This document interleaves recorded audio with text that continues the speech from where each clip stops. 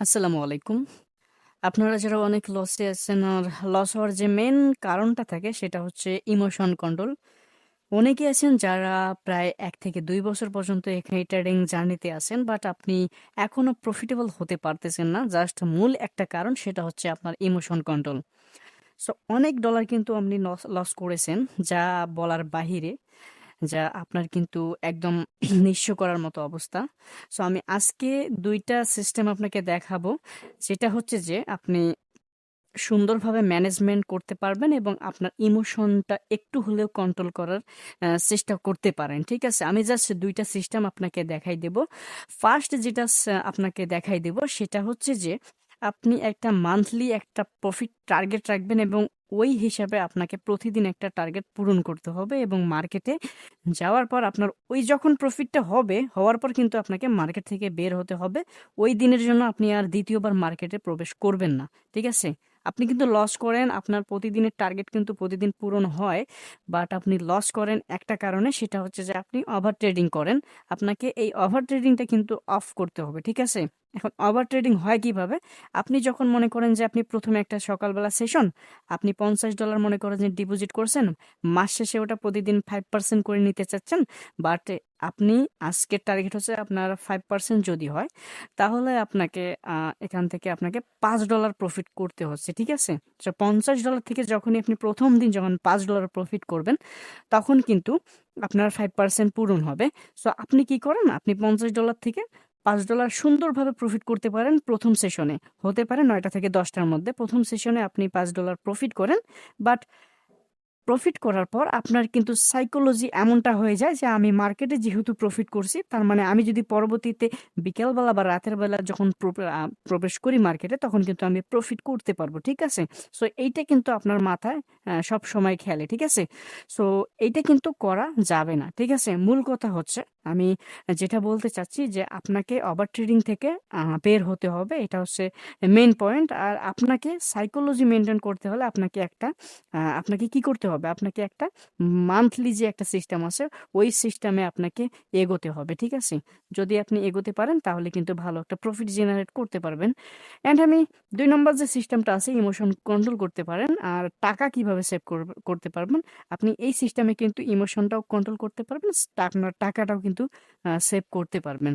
সেটা হচ্ছে যে আপনি যদি $৫০ ডিপোজিট করেন অ্যান্ড আপনি যদি ১ম দিন $১০ প্রফিট করেন, মানে আপনার অ্যাকাউন্টে $৬০ যখন হবে, তখন কিন্তু আপনি কি করবেন?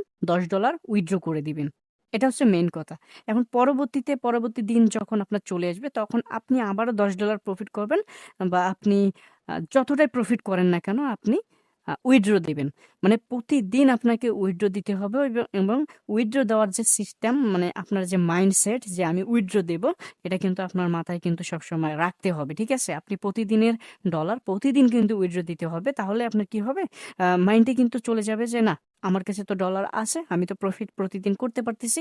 তখন কিন্তু আপনার কোনো সমস্যা হবে না। পরবর্তী দিন যখন আবার আসবে তখন কিন্তু আবারও $৫০ থেকে আপনি $১০, $১৫ বা $২০ করতে পারেন। এমন একটা অবস্থা। যখনই একটু $৫০ এর মানে $১০ এর উপরে যখন প্রফিট হবে তখন আপনারা কি করবেন? উইথড্র দিবেন। প্রতিদিন উইথড্র দিবেন। এভাবেই কিন্তু আপনাকে ম্যানেজমেন্ট করতে হবে এবং সাইকোলজিটা মেইনটেইন করতে হবে। আপনি পারলে ওই সিস্টেমটাও করতে পারেন। যেটা হচ্ছে যে আপনি ম্যানেজমেন্ট করতে পারেন। একটা মান্থলি সিস্টেম, ওটা মাথায় রাখতে হবে যে মাস শেষে আমি একটা ভালো একটা অ্যামাউন্ট জেনারেট করতে পারবো এবং ওভার ট্রেডিংটা করা যাবে না। আপনার আজকের দিন যদি $৫ টার্গেট থাকে তাহলে আপনি আজকে $৫ প্রফিট করে আর ২য় বার মার্কেটে যাবেন না। নতুন অবস্থায় যেহেতু আপনি, তো যাবেন না। এবং পরবর্তীতে যদি পরের দিন $৬ প্রফিট টার্গেট থাকে, প্রফিট টার্গেট ঠিক করার পর আপনি মার্কেটে যাবেন এবং প্রফিট টার্গেট ঠিক করার পর মার্কেটে যাওয়ার পর আপনি কিন্তু অলরেডি কিন্তু প্রফিট করতে পারেন। ঠিক আছে? আপনি জাস্ট একটু সময় নিবেন। সময় নিয়ে প্রফিটটা একটু টার্গেটটা ফিল আপ করবেন। এটা কিন্তু আপনি পারবেন। আমি যে স্টপ লস এর কথা আছে না? স্টপ লস এর কথাটা আমি একটু বলতে চাচ্ছি। সেটা হচ্ছে যে আপনি স্টপ লস রাখতে পারেন। সেটা হচ্ছে যে যদি $৫ আজকে যদি প্রফিট টার্গেট থাকে, তাহলে একটু $১০ আমরা আজকে মনে করো যে আ স্টপ লস রাখতে পারি। এভাবে কিন্তু আমরা কিন্তু স্টপ লস রাখতে পারি। আমাদের প্রফিট যেটা টার্গেট থাকবে তার ডাবল আমরা কিন্তু স্টপ লস রাখতে পারি। অ্যান্ড মূল কথা হচ্ছে স্টপ লসটা তাড়াতাড়ি কিন্তু আপনার শেষ হবে না। তার কারণে আপনাকে কি করতে হবে? এখানে যে অ্যামাউন্ট থাকবে $১ বা $২, এই $১ $১ থেকে আপনাকে শুরু করতে হবে অ্যামাউন্ট। আমি একটা সিস্টেম বলে দেই, সেটা হচ্ছে যে আপনার যদি $100 এর নিচে থাকে তাহলে আপনি $1 করে ফার্স্ট ট্রেডে ব্যবহার করবেন, মানে 1% করে, ঠিক আছে? সো যদি আপনার $200 থাকে তাহলে $2, এবং $300 থাকলে আপনি $3 ব্যবহার করতে পারেন, বা $5ও ব্যবহার করতে পারেন আপনার ব্যালেন্স অনুযায়ী।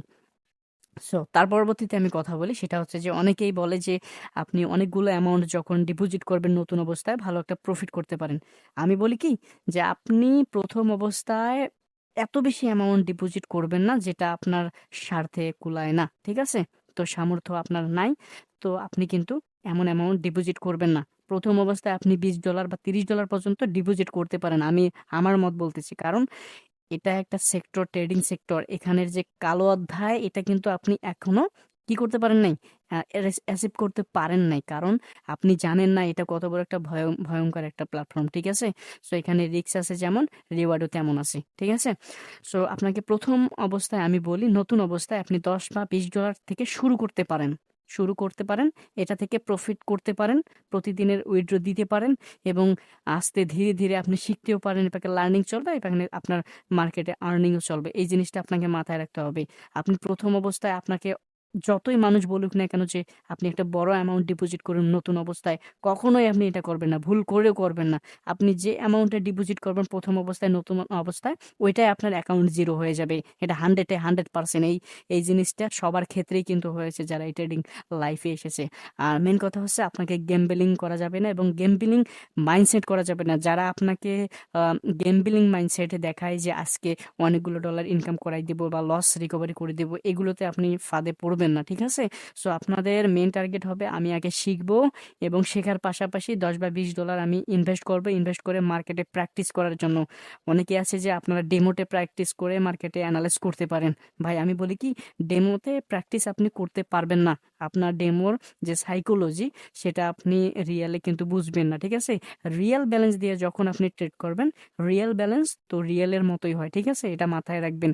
সো সাইকোলজি মেনটেন করার জন্য অবশ্যই আপনাকে রিয়েল ব্যালেন্সে ট্রেড করতে হবে, আর রিয়েল ব্যালেন্সে ট্রেড করার জন্য আপনাকে বেশি বড় অ্যামাউন্ট কি ডিপোজিট করা যাবে না, এটা মাথায় রাখবেন। ছোট ছোট অ্যামাউন্ট ডিপোজিট করবেন, যখনই ওই অ্যামাউন্টটা ডাবল হয়ে যাবে অ্যাকাউন্টে, ওই অ্যাকাউন্ট থেকে আপনি 50% উইথড্র দিবেন, এটা মাথায় রাখবেন, ঠিক আছে?